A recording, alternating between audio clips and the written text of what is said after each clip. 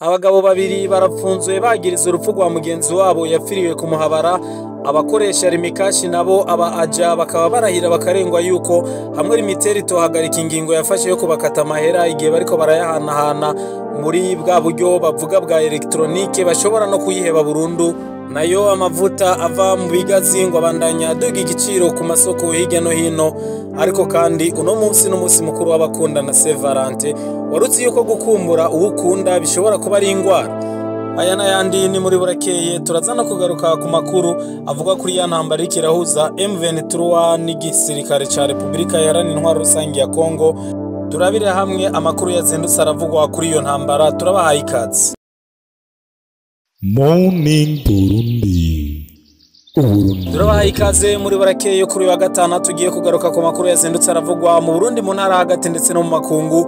Amakuru tukaba tugiye kuyatangurira hariya mu ntara ya Cibitoke. Mu ntara ya Cibitoke rero havugwa abantu babiri bapfunzwe mu gace k'igipolisi bagirizwa urupfu rw'umugabo yapfiriye ku Muhabara hari mu ijoro ryo kuri wa 9 rishiro wa 10 Ruhuma 2025. Aho uwo mugabo yari yasanzwe ava imabayi yiciwe bunyamaswa mu nzu y'umuhabara yo ku mutumba wa Gasenyi wa komine Buganda. Abagirizwa ubwo urupfu rero uko ari babiri bakaba barahagaritswe n'inyamiramabi, muri bo hakaba harimwo uwahoze ari umugabo w'uwo muhabara akaba ari nawe ngo yishikanye, uwundi akaba ari uwo mugore nyene. Bose bakaba bariko barabazwa n'inyamiramabi.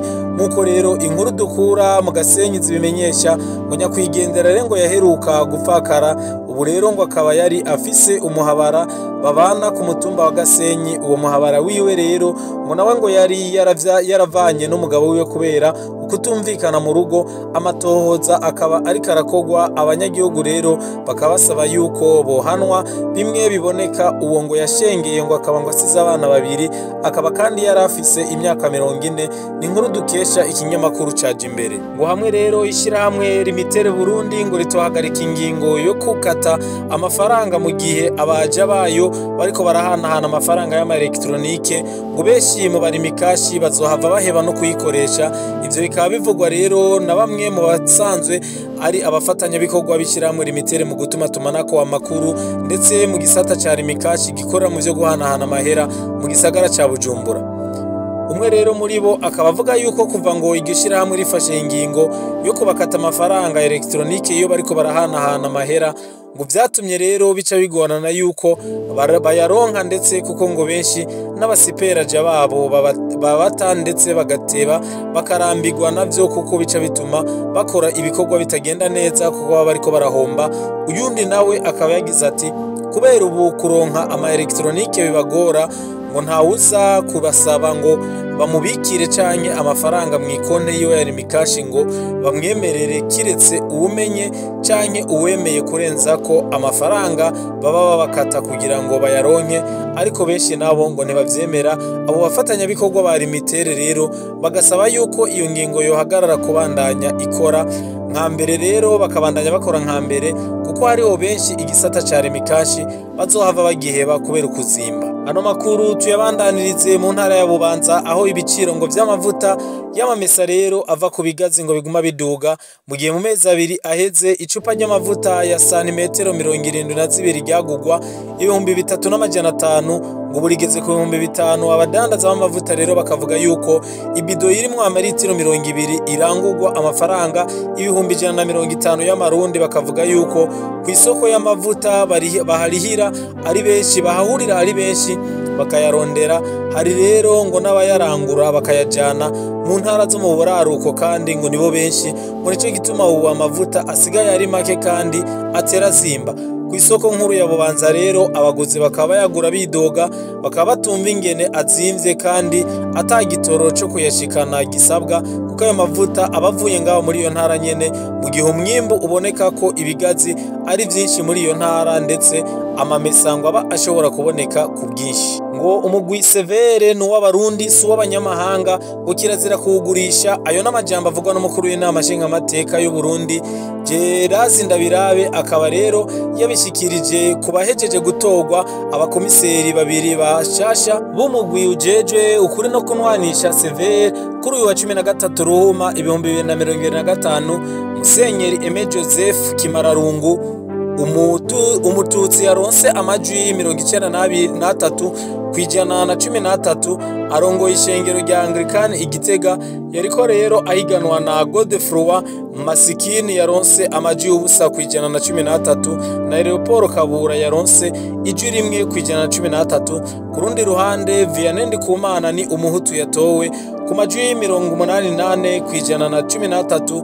Ni umuhanuzi rero mwishikira mu biro kwa buramatari w'intara ya Kayanza. Yariko ahiganwa na Gerard Mfuranzima yaronse amajwi 11 ku 13. Ariko rero atanga impanuro kuri abo babiri, umukuru w'inama nshingamateka Gerard Ndabirabe akaba yagize ati muzogwanye ikintu cyitwa indiscipline, muhagararire ibanga. Iyo indahiro rero irimwo tubipfuriza yuko mwebwe abakomiseri bashasha mwobera umuco abo muzoba musanze muri severe, mubabere abahanuzi n'indongozi nziza. Agatima ko gushaka kugurisha severe abantu bokirinda cyane. Kugurisha severe ni kugurisha igihugu. Kirazira ko umuntu atazwi yinjira muri severe. Ni umutima w'igihugu, ni y'abarundi si y'abanyamahanga. Mwimenya ko Musenyeri Aime Joseph Kimararungu asubiriye Revera Clement Noe ni nziza yahora ari icegera cy'utwara severe. Vianney Ndikumana nawe asubiriye Aloyize Batungwa nayo yahora ari umukomiseri ajejwe amatohoza. Uno munsi itariki 14 Ruhuma n'umunsi wahariwe abakundana. Turipfurije abantu bose bari mu rukundo umunsi mukuru mwiza wa Saint Valentin. Muryoherwe kandi urukundo rugume rusosa ibihe byose. Ariko rero mwari muzi yuko gukumbura uwo ukunda bishobora kukuviramo ingwara ugasanga uragwaye ariko ntiwarubizi. Reka tubibayagire kuri uno munsi mukuru wahariwe abantu basanzwe bari mu rukundo. Ngo impamvu zituma abakundana batagumana umwanya wose ni nyinshi, ngo yaba abubakanye canke abatubakanye. Harimo impamvu z'akazi, kwahukana, ubugwayi, amashure. Uko rero ngo kutabona hafi uwo ukunda rero kuratera inkumbu. Ngo ivyo gukumbura navyo bitandukanira kuvyo uba waramenyerejwe n'uwo ukumbuye, mwaba mwubatse canke mutarubaka. Dr. Windu Toxero rero wo muri leta ya Utah muri Amerika agaruka kuri bimwe umuntu ashobora gukumbura akagira ati: ni byinshi umuntu akumbura bikamubuza itiro. Akamoto k'umukunzi, amajambo aryohereye akunda kumubwira, kumva atekanye kubera ari kumwe n'uwo akunda, imibonano mpuzabitsina, gufumbatira uwo ukunda n'ibindi. Uyo muhinga rero avuga kandi ko gufumbatira kuba bishoboye no gukora imibonano mpuzabitsina bituma umubiri ukora oxytocin uyongereza umunezero, ikagabanya ukugubwa nabi no gusinzira bikanyaruka. Nayo gukumbura byo ngo bishobora gutuma umuntu yamana umutwe udakira, uburuhe n'ivyago byo kugwara ingwara zitegwa no kudasinzira neza. Muganga Toxera akavuga yuko mu kwirinda ingwara zitegwa no gukumbura urashobora kuguma wimotereza ikintu gifise akamoto kuwo ukumbuye nk'impuzu, kugerageza gusinzira ufumbase umusego, kumviriza ijwi ryiwe canke gusoma ubutumwa mwandikiraniye kera, no guha agaciro igituma atari hafi yawe. Ngo ivyo bigahanurwa rero kubakumbuye abakunzi babo uwo bazi neza ko bazosubira kubonana.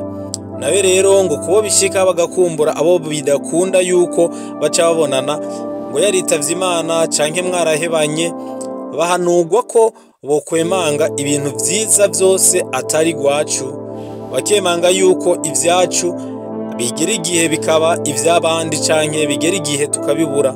Ngo kwihangana no gusubira gukunda kandi igihe umutima ubimuhanuye, aho ngo kwicwa n'agahinda. Ushobora rero gufata ingingo yo guhindura icumba kugira ngo ugabanye ibiguma bikwibutsa uwo muntu ukumbuye utakibona. Ukugerageza gukora ibintu uzi ko vyokunezera canke vyomunezera kubona, ariko ngo urakora. Ngo rero ukagerageza gukora ibintu bituma wumva yuko nimba ariko arabona yuko uri kurabikora anezerwa, ngo nubwo yoba atagihari. Mukirinda kurya canke kunwa ibirimwo ikawa kugira ngo bigabanye itiro, hamwe no kunwa amazi make ashobora mbere kugeza n'igihe ubura n'igihe cyo kuryama canke ukabura n'umunezero igihe ugiye kuryama. Turabashimiye rero tubipfuriza kugira umunsi mukuru mwiza w'abakundanye. Amakuru tukaba tugiye kuyabandaniriza hanze y'ikiyaga Tanganyika. Tugiye hanze y'ikiyaga Tanganyika hariya muri Repubulika Iharanira Intwaro Rusangi ya Kongo, ariko havugwa amakuru mashasha yo ku ntambara iriko ihuza umuhari wa M23 bivuga yuko ushigikiwe n'u Rwanda ndetse n'igisirikare ca Repubulika Iharanira Intwaro Rusangi ya Kongo. Perezida w'u Rwanda Paul Kagame avuga yuko guhura na mugenzi we Felix Chilombo Tshisekedi kuri we atari ikibazo na gatonya, akavuga yuko bose basabwa guterera kugira ngo batorere umuti ibibazo, kugira ngo bashire iherezo ku mubano mubi ndetse n'imishwano n'intambara bisanzwe biriko biravugwa, bisanzwe biriko bibera hariya mu buseruko bwa Repubulika Iharanira Intwaro Rusangi ya Kongo. Perezida w'u Rwanda Paul Kagame basanzwe bashamiranye cyane na Repubulika Iharanira Intwaro Rusangi ya Kongo, akavuga yuko bakeneye kubiganira ko mu buryo rero bukwiye, bakagaragaza ukuri kandi bakaba inyankamugayo ndetse bakumvikana. Akavuga yuko ata mpamvu yo guhura no guhana ibiganza hanyuma ikibazo kikaba ari uko umwaka uheze kikaguma ari kwa kundi nyene. Akavuga yuko bagerageje imbere y'abafata amashusho, ariko ngo ivyo ngo bigomba guhagarara, ariko bakabana bakumvikana bakicarana bagatorera umuti ikibazo gisanzwe kiri hagati yabo ku ntambara iriko irahuza umuhari wa M23. Bisanzwe bivugwa yuko u Rwanda ariko rushigikira ndetse harimo n'abasirikare bo mu Rwanda na Repubulika Iharanira Intwaro Rusangi ya Kongo ifatanije n'abafatanyabikorwa bayo. Hasanzwe harimo abarundi basanzwe bashigikiye leta ya Kongo, bavuga yuko igihugu rero kidakwiye kuvogera ikindi kandi atayindi nzira ihari yo kugira ngo amahoro aboneke hariya muri Repubulika Iharanira Intwaro Rusangi ya Kongo atari kuja mu biganiro. Turabashimiye mwese mwakurikiranye burakeye yo kuri wa gatanu, tubipfuriza wa gatanu mwiza n'umunsi mukuru mwiza ku basanzwe bari mu rukundo, ariko kandi mwirinde ubusambanyi. Imana ibahezagire naho utaha. Morning Burundi, Uburundi burakeye.